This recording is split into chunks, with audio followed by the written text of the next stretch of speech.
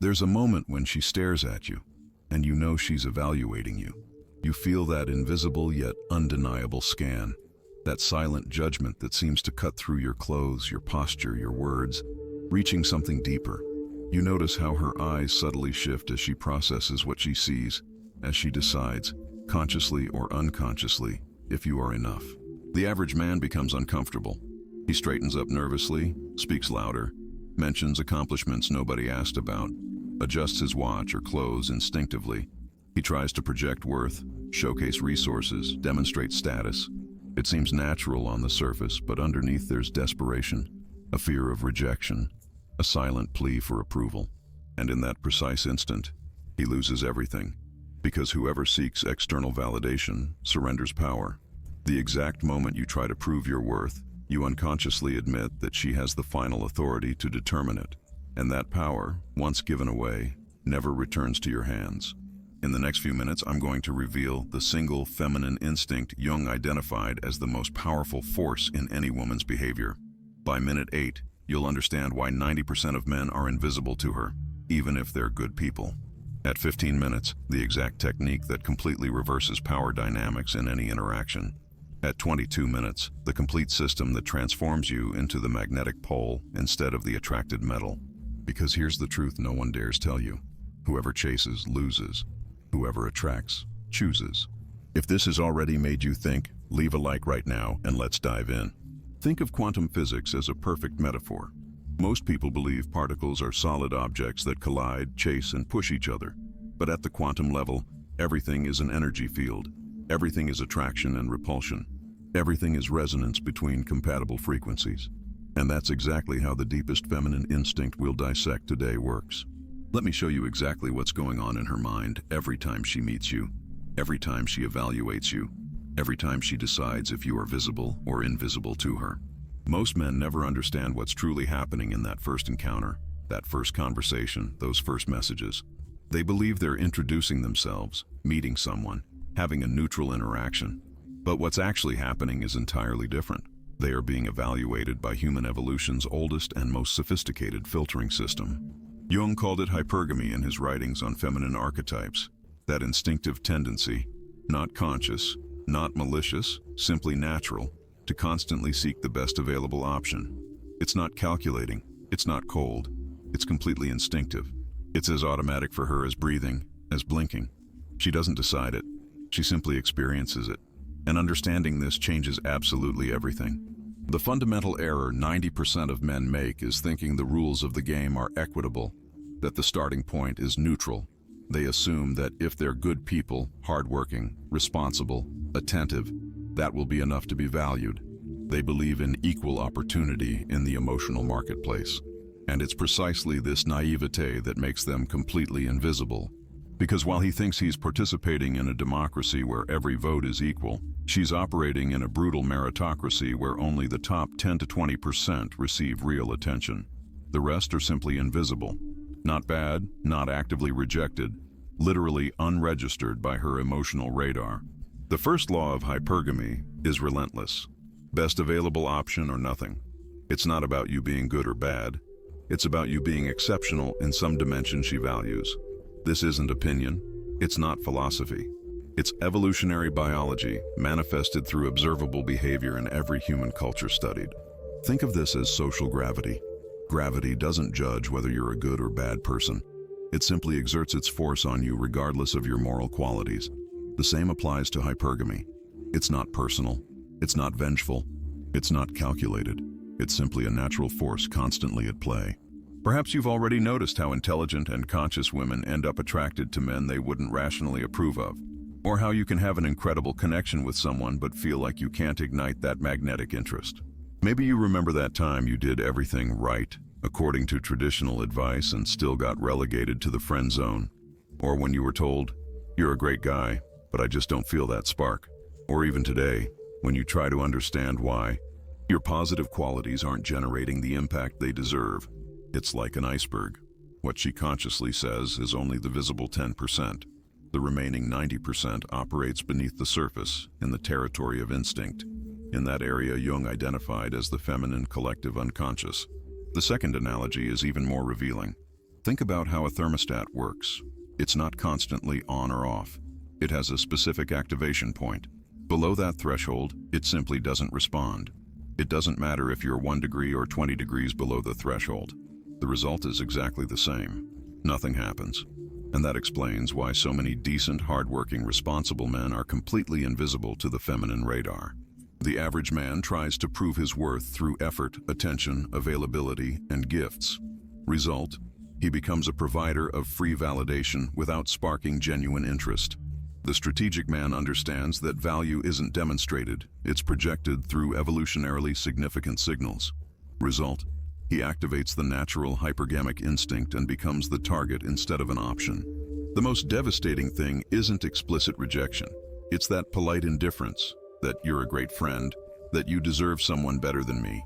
Because what they're really saying is, you are below the activation threshold for my authentic interest.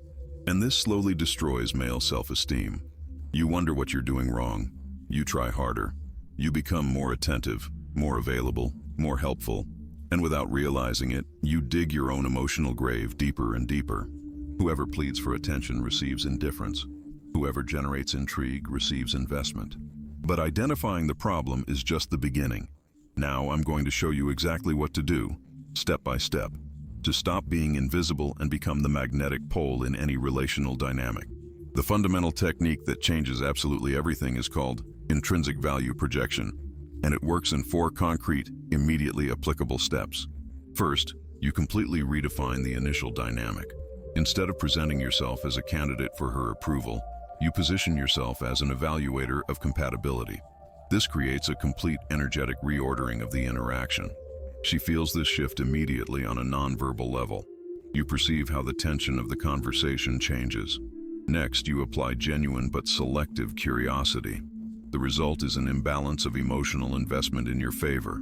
Finally, you observe her behavior, not her words, and adjust accordingly. Most try to impress, you must intrigue. The difference isn't subtle, it's fundamental. Imagine you're at a party or social event. The atmosphere is lively, there's music, cross conversations. You spot someone you're interested in a few feet away. The average man immediately feels nervous.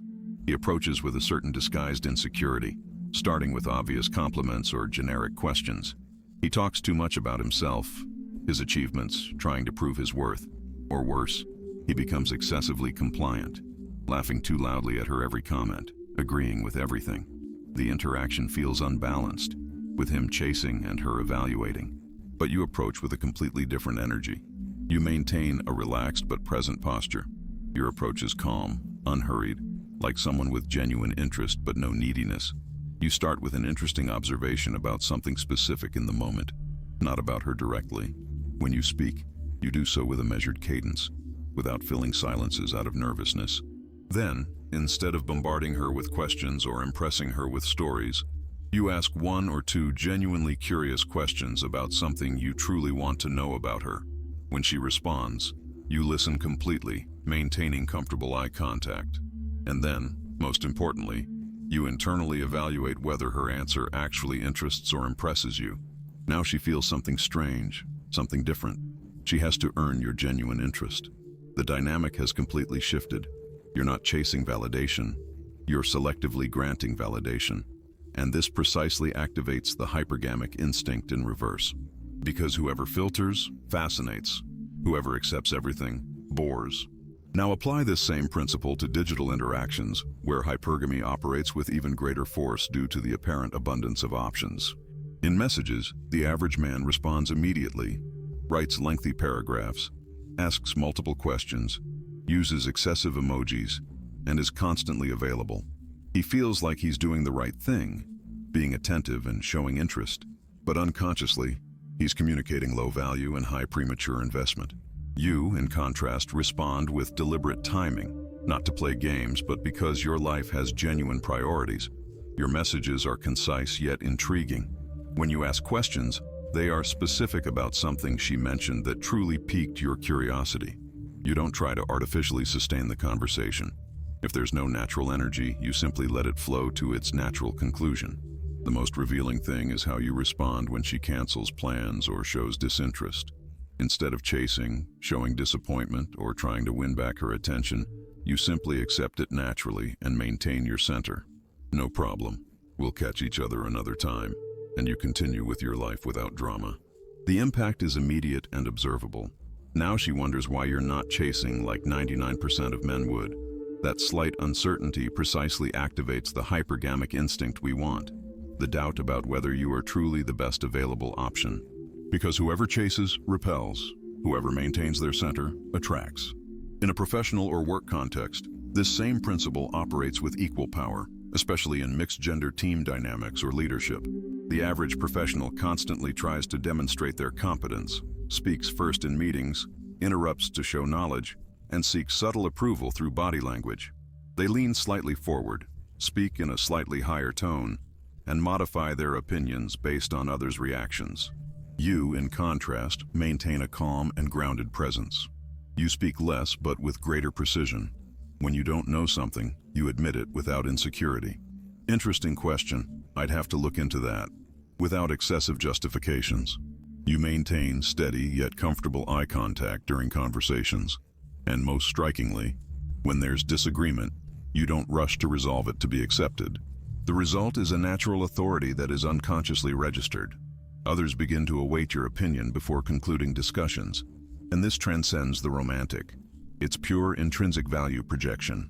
But beware, there are 3 dangerous traps when applying this that can ruin everything. The first error is confusing value projection with arrogance or haughtiness. This happens when you try to position yourself as an evaluator but do so from compensatory insecurity. Result, you appear artificial and overcompensating. It looks like confidence but is really disguised insecurity. The correction is simple. True value projection is relaxed. It has nothing to prove. Second error, applying this as a mechanical technique without genuinely developing internal value. Many try it as a superficial trick because it sounds easier than the real inner work. It leads to interactions that start well but quickly collapse. To avoid this, you must complement the technique with genuine personal development in parallel. Third error, the most subtle and dangerous, forgetting that the ultimate goal is authentic connection, not manipulation. This is treacherous because it's easy to get carried away by the initial power you feel.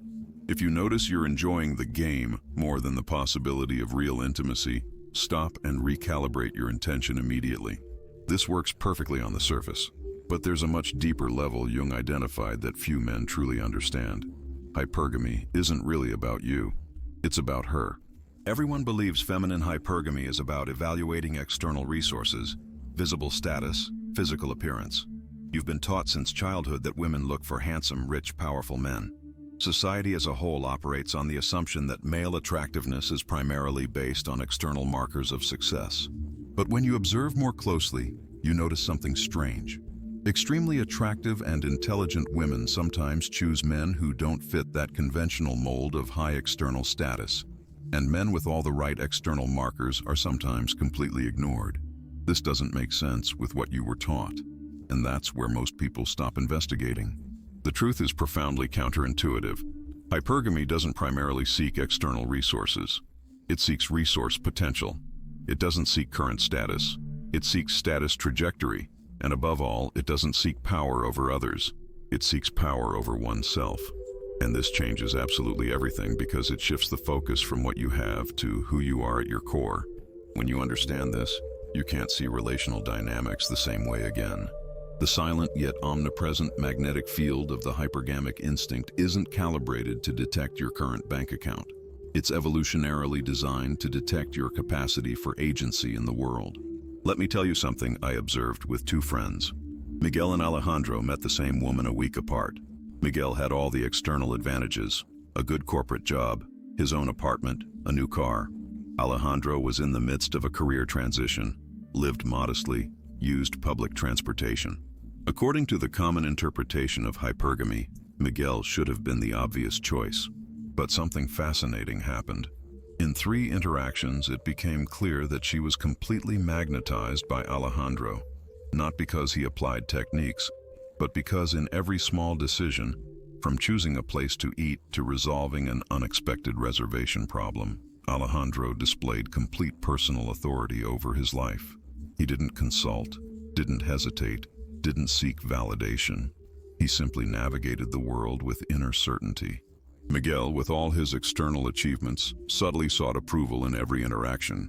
Do you like this place? Would you rather go somewhere else? Was what I said okay? Small inquiries that individually seemed thoughtful but collectively projected a dependence on external validation. The hypergamic instinct didn't fail.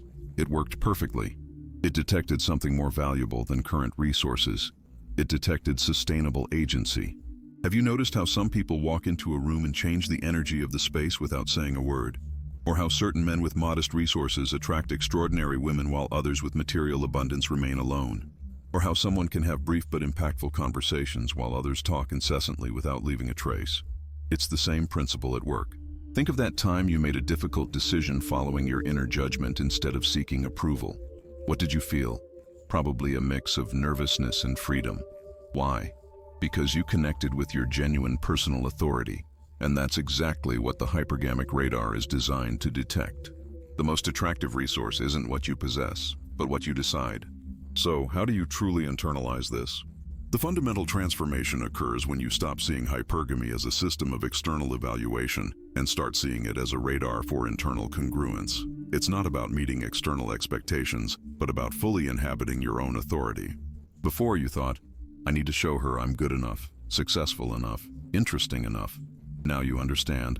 I need to be the author of my own life, make decisions from my center, and allow others to respond naturally to that congruence. This shift in perspective isn't semantic. It's fundamental. When you truly master this, you start making decisions without calculating their impact on others' perceptions. You don't force interactions. You simply allow them to happen or not happen without attachment to the outcome. People perceive something strange, yet magnetic in you, the absence of a need for validation. Situations that once caused you anxiety now seem like simple exercises in expressing authentic preferences. And most importantly, you feel an internal freedom that is addictive, regardless of external results. The master of this principle doesn't think in terms of attraction techniques, but in terms of authentic expression of my essence. He doesn't seek to please everyone, but to connect deeply with those who are compatible. He doesn't try to avoid rejection, but to embrace the natural selection of affinities. Whoever fears rejection attracts disinterest. Whoever embraces selection attracts fascination. Now that you understand this, it's time to transform comprehension into a practical system. I'm going to give you 3 precise tools, a specific 7-day plan, and the complete map to navigate any interaction with absolute clarity and natural power. The first tool is called unconditional decision. Essentially, it's the art of making small and large decisions from absolute internal authority, without subtly seeking consensus or approval. You use it specifically when choosing activities, expressing preferences, or responding to ambiguous situations. It works like this in detail. First, you identify your genuine preference without filtering it for social desirability. Then you express it directly, without justifying embellishments or hesitant preambles. Finally, you comfortably maintain your position even if it generates momentary tension. For example, when someone asks, "What would you prefer to do?" you respond exactly, "Let's go to this place, they have the best food in the area." You don't add, "What do you think?" or "If that's okay with you." That decisional precision is what activates the instinctive recognition of agency. The effect is immediate. The energetic dynamic subtly changes, and in the following minutes, you'll notice micro-expressions of increased interest. The second tool is calibrated selective attention. It's the ability to grant your full attention but manage it as the valuable resource it is, giving it in direct proportion to the value received in the interaction. You apply it in any conversation or digital exchange, especially when you feel that unconscious impulse to overinvest to please. You implement deep listening when the other person shares something genuinely interesting or valuable. When the interaction becomes superficial or one-sided, you naturally decrease your attentional investment without explanations or drama. In concrete practice, if she shares something personally significant, you give her your full attention, total eye contact, without interruptions. If she switches to trivial conversation or seeks validation without reciprocity, you calmly redirect your energy, perhaps by casually looking around or subtly shifting your posture. It's not rude. It's natural management of energetic resources. The impact is surprising. She unconsciously begins to associate sharing real value with receiving your valuable, full attention. This creates a natural deepening cycle instead of prolonged superficial interactions. The third tool, the most powerful yet subtle, is autonomous emotional alignment. It's the art of keeping your emotional center internally anchored while remaining fully present and connected. You use it in moments of high emotional charge, when she is excited, sad, angry, or when she deliberately or unconsciously tries to destabilize your center to evaluate your solidity. Implementation. You fully acknowledge her emotional state without absorbing it or reacting compensatorily. You maintain consistent posture, breathing, and tone, while offering genuine understanding. You don't try to fix her emotions or get swept away by them. In practice, when she expresses intense frustration, you might say, "I understand why that affected you that way, it makes sense." Maintaining steady eye contact and a relaxed posture. You don't offer immediate solutions or become defensive. You simply hold space for her emotion while keeping your own balance intact. The effect is profound. She unconsciously registers that you are a stable presence who doesn't need to control her emotions and isn't controlled by them. This activates the instinctive recognition of authentic, not manufactured, emotional security. Whoever dances to another's rhythm entertains temporarily. Whoever maintains their own rhythm intrigues permanently. Now I'm going to give you a surgical plan for the next 7 days. It's not theory. It's a specific protocol. For the first 2 days, your sole focus is implementing unconditional decision. Don't try to do everything, just this. Every time a decision situation arises, from what to eat, what to watch, where to go, to how to answer a complex question, you apply the exact protocol. Identify your genuine preference, express it directly, maintain it comfortably. What you'll notice: initial discomfort on day 1 because you're breaking consensus-seeking patterns. Greater fluidity by day 2. You'll feel strangely exposed at first. That's normal. But after applying it 4 or 5 times, you'll experience an addictive freedom. People will respond with greater engagement in interactions. Pay special attention to micro-expressions of surprise, followed by increased conversational investment. Days 3 and 4, you add calibrated selective attention while maintaining the first tool. Now 2 tools are active simultaneously. When someone shares something valuable, you not only decide to respond from your center, but also grant full attention as a natural reward. The combination creates a positive feedback loop where the quality of interaction naturally increases. Here the game visibly changes because you're creating an unconscious incentive system.